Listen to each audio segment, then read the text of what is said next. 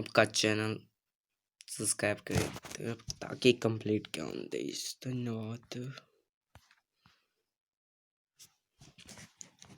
हमारे आसपास के पदार्थ। अब 13 पॉइंट के बारे में चर्चा करेंगे। पहला पॉइंट, द्रव विभिन्न सूक्ष्म कणों से मिलकर बनता है। दूसरा पॉइंट, हमारे आसपास द्रव अपनी तीनों अवस्थाएं ठोस, द्रव और गैस में विद्यमान होता है।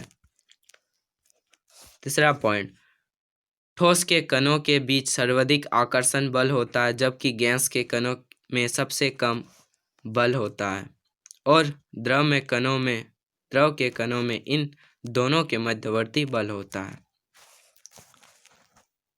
चौथा पॉइंट, ठोस के कणों के बीच रिक्त स्थान और गतिज ऊर्जा न्यूनतम, गैसों के लिए यह अधिकतम, किंतु द्रव के कणों में ये इन दोनों के मध्यवर्ती होते हैं।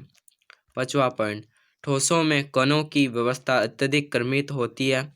द्रव में कणों के परतें एक दूसरे पर ये से फिसल सकती है जबकि गैसों में तो कोई क्रम ही नहीं होता और इनके कण अनियमित रूप से घूमते रहते हैं। चौथा पॉइंट, पदार्थ की सभी अवस्थाएं अंततः परिवर्तित होती है। ताप और दाब में परिवर्तन करके पदार्थ की अवस्थाओं में परिवर्तन किया जा सकता है।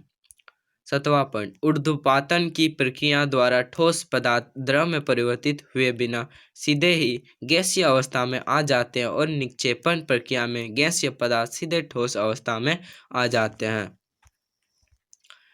निक्षेपण प्रक्रम में गैस पदार्थ सीधे ठोस अवस्था में आ जाते हैं। आठवां पॉइंट, कि समिष्टा परिघटना में समिष्टि के कण द्रव अवस्था से वाष्प अवस्था में परिवर्तित हो जाते हैं। आठवां पॉइंट थोड़ा गलत हो गया एडिट में। नौवां पॉइंट, वाष्पीकरण की परिघटना में सतह के कण पर्याप्त ऊर्जा ग्रहण करके उनके बीच के आकर्षण बलों को पार कर लेते हैं और द्रव अवस्था को वाष्प में परिवर्तित कर देते हैं। 10वां पॉइंट, वाष्पीकरण की गति निम्नलिखित कारकों से प्रभावित होती है। पहला, सतह क्षेत्रफल, आर्द्रता, तापमान और वायु की गति। 11वां पॉइंट, वाष्पीकरण से वातावरण में ठंडक उत्पन्न होता है। 12वां पॉइंट, वाष्पीकरण की गुप्त ऊष्मा ताप की वह मात्रा होती है जो 1 kg द्रव को वायुमंडलीय दाब और द्रव के क्वथनांक पर गैसीय अवस्था में परिवर्तित करने के लिए प्रयोग की जाती है। 13वां पॉइंट, संगलन की गुप्त ऊष्मा ऊर्जा की वह मात्रा होती है जो 1 kg ठोस को वायुमंडलीय दाब पर उसके संगलन बिंदु पर लाने हेतु प्रयोग की जाती है।